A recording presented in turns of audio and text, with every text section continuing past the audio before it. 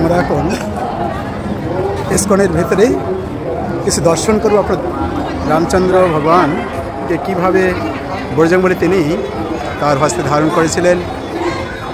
এই হনুমান হচ্ছেন ভক্ত শ্রেষ্ঠ বলা হয়, কেননা তিনি সবসময় ভগবানের সেবায় সবসময় রত থাকতেন। লক্ষ্মণ, মাতা সীতা এবং ভগবান রামচন্দ্রের সবসময় সেবায় তিনি মগ্ন থাকতেন। এটা হচ্ছে প্রথম দর্শন এবং তিনি কীভাবে ভগবানকে পুনরায় তিনি স্থাপন করছেন। আস্তে আস্তে ভগবান রামচন্দ্রকে তিনি স্থাপন করছেন। ভক্তরা অতি আনন্দের সহিত তার বিভিন্নভাবে আনন্দে উদ্দীপিত হয়েছেন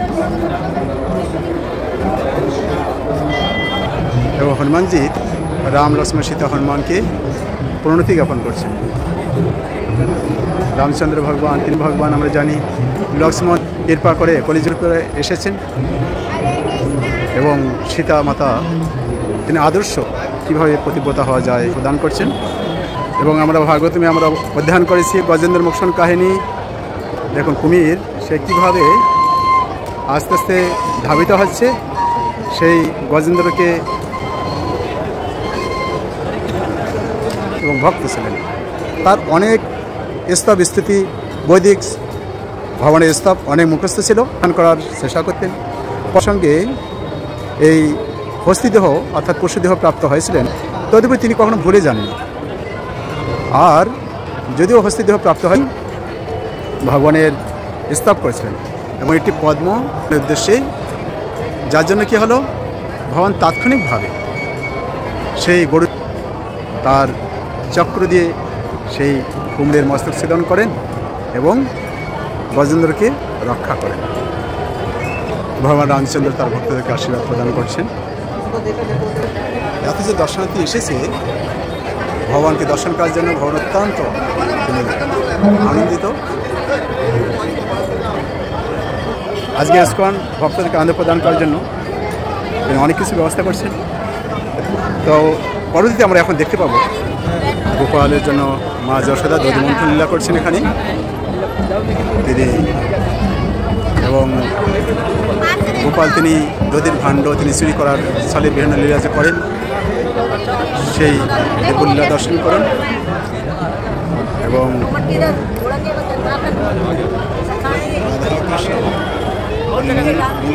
রয়েছেন আর গোপাল দেখুন গোপাল কীভাবে তিনি মন্থন করার জন্য এগিয়ে যাচ্ছেন।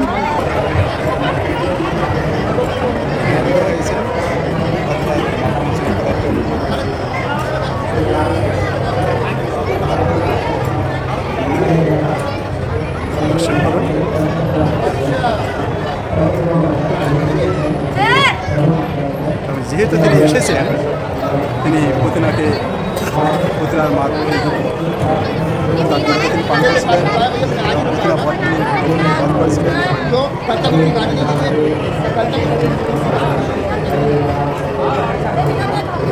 পুতনার পথ করার পর পরে তিনি পুনরায় সেখান থেকে পিছিয়ে গিয়েছেন এবং নন্দ বাবা মা যশোদা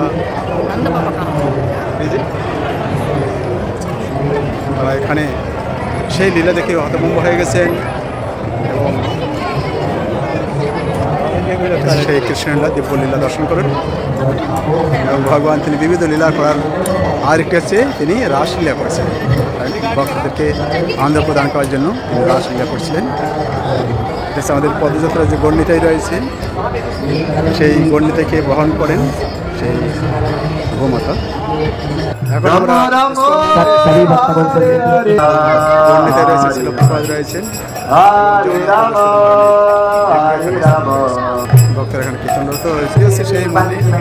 এটা হচ্ছে ইসকনের বিভিন্ন রকম বৈচিত্র্যময় বিভিন্ন রকম কারুকার্য, মহাপ্রসাদ থেকে শুরু করে সমস্ত কিছু বিষয় এখানে তুলে ধরা হয়েছে।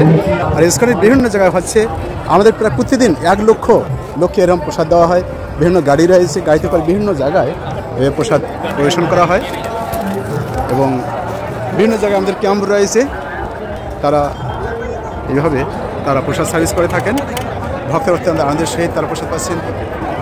অনেক বড় লম্বা লাইন পড়ে গেছে।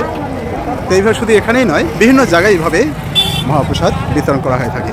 এই ইসকন কুম্ভে বিভিন্নভাবে বিভিন্ন সেবা করে তারা ভক্তদের থাকেন, যাতে সবাই একটাই উদ্দেশ্য কৃষ্ণ ভক্ত হয় এবং কৃষ্ণের প্রসাদ গ্রহণ করে, কৃষ্ণের নাম করে, কৃষ্ণের গ্রন্থ অধ্যয়ন করে তাদের দুর্লভ মনুষ্য জীবনকে তারা সার্থক করতে পারে। এর উদ্দেশ্য হওয়া উচিত।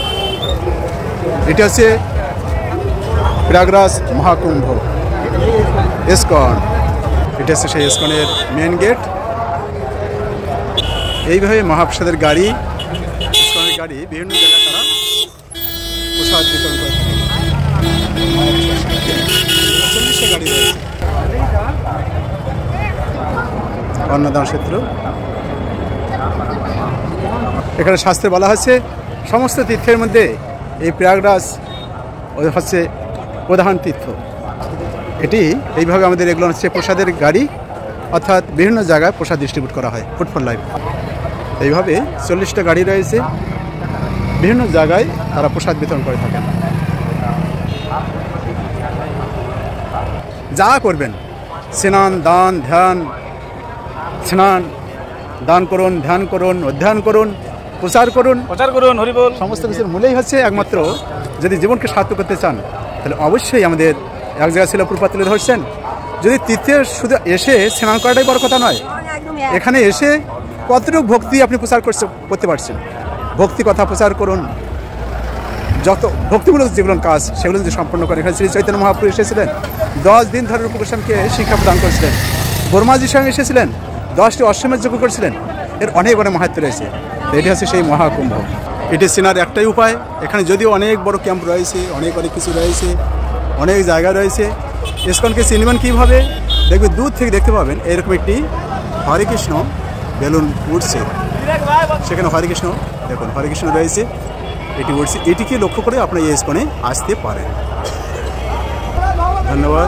বিভিন্ন সেবা সংগঠন রয়েছে, আমরা ধারাবাহিকভাবে এখানকার সমস্ত রকম দর্শন, কোথায় কী কী হয়েছে, কোথায় কী লীলা রয়েছে, যা কিছু দর্শন এবং সেই মহাকুম্ভের যে অমৃত যেখানে ভক্তরা পাওয়ার জন্য কত না কী করছেন, সেই মহাসঙ্গম সমস্ত কিছু আমরা দর্শন করবো, এখানকার মাতৃকথা শ্রবণ করবো নেক্সট পরবর্তী ভিডিওতে।